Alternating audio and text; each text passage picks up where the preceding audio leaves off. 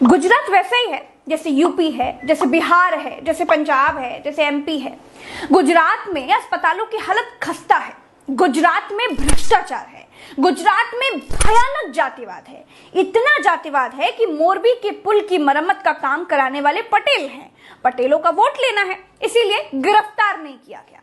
बिल्किस बानो के रेप के आरोपी, हत्याओं के आरोपी ऊंची जाति के थे। ऊंची जाति के वोट के लिए उनको जेल से छोड़ दिया गया। गुजरात में चादर ओढ़कर घी पिया जा रहा है दोस्तों।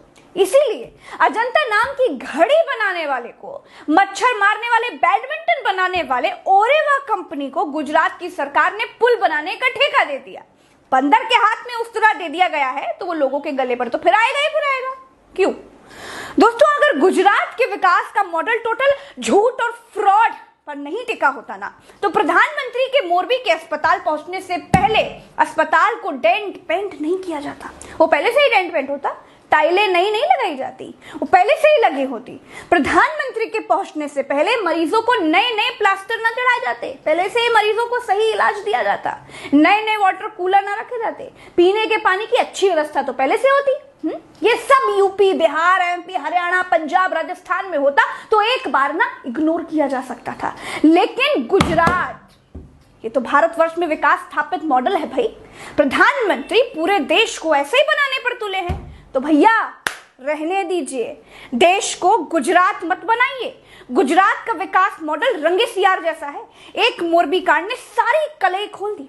जिस गुजरात को प्रधानमंत्री नरेंद्र मोदी अपने मुख्यमंत्री काल में ही वॉशिंगटन डीसी बनाकर छोड़ चुके हैं, वहां पुल की मुरम्मत का ठेका घड़ी बनाने वाले को दे दिया जाता है। वाह भाई, सही बात तो यह है कि अहमदाबाद से बाहर गुजरात की हालत बहुत खस्ता है। सच ये भी है कि भ्रष्ट, गंदी, दोगली और रिश्वतखोर मीडिया ने अपने पिताजी के कहने पर गुजरात मॉडल का झूठा प्रचार किया। लोगों से झूठ बोला कि गुजरात वॉशिंगटन बन गया है। दोस्तों आप ये बताइए, बिहार को लोग बदनाम करते हैं कि भाई वहां तो बड़ा गुंडा राज है, बड़ा भ्रष्टाचार है, लेकिन गुजरात की हालत यह है कि जिस ओरेवा कंपनी ने मोरबी में मच्छू नदी के ऊपर पुल को रेनोवेट करने का काम किया, उस कंपनी के मालिक ने पुल का उद्घाटन अपनी पोती से करा दिया। समझ रहे हैं आप इसका मतलब? जिसकी लाठी उसी की भैंस। हमारे देश का गोदी मीडिया मरने वाले लोगों को ही पुल तोड़ने का जिम्मेदार बता रहा है। जब बात गोदी मीडिया के पिताजी और पब्लिक के बीच की आती है ना, तब तक गोदी मीडिया फंस जाता है और अपने पिताजी को बचाने के लिए लोगों को ही जिम्मेदार बता देता है। चाहे वो कोरोना में मरते लोग हो, चाहे वो नोटबंदी की लाइनें हो, चाहे वो मोरबी का पुल हो। गोदी मीडिया ने हमेशा देश की जनता के साथ धोखेबाजी और मक्कारी की है। दोस्तों मैं कोई भी रिपोर्ट ना हवा में नहीं बनाती हूँ, ना ही जल्दबाजी में बनाती हूँ। एक बात और बताती हूँ, प्रधानमंत्री के मोरबी पहुंचने से पहले ओरेवा कंपनी का बोर्ड ढक दिया गया। क्या जरूरत थी भाई? क्योंकि किसी का ध्यान सामने से ओरेवा कंपनी पर सीधा ना जाए, जिसने पुल का रेनोवेशन किया था, जिसने रेनोवेशन के नाम पर जंग लगे पिलर और तारों को पेंट करके पैसा बचा लिया। इसका बोर्ड क्यों ढक दिया गया भाई? क्योंकि ओरेवा कंपनी के मालिक पटेल को बचाया जा सके। अब चुनाव है, पटेल को गिरफ्तार करने का मतलब है कि गुजरात में पटेल वोटरों को नाराज कर देना। और देखिए दोस्तों, पकड़ा कौन गया? बाबू, मुंशी, ठेकेदार टाइप के लोगों को पकड़ा गया। पुल पर मजदूरी करने वाले लोगों को पकड़ा गया। मजदूर लोगों को जो काम बताया जाएगा वही करेंगे, ठेकेदार को जो काम बताया जाएगा वही करेगा ना, कंपनी के कर्मचारियों को जो काम बताया जाएगा वो वही करेंगे। काम बताता कौन है? काम बताता है कंपनी का मालिक। तो कंपनी के मालिक से सवाल पूछने की हिम्मत क्यों नहीं है? और एक बात ये भी है दोस्तों कि जिस गुजरात सरकार ने अपर कास्ट लोगों के वोट के लिए बिल्किस बानो का गैंगरेप करने वाले दरिंदों को छोड़ दिया हो, जो सरकार किसानों को थौर से रौंदने वाले बेटे के बाप गृह राज्य मंत्री अजय मिश्रा टेनी का इस्तीफा पंडित वोटों के लिए ना ले पाई हो, उस सरकार की हिम्मत गुजरात में जाति से पटेल ओरेवा कंपनी के मालिक जयसो को गिरफ्तार करने की कैसे हो सकती है?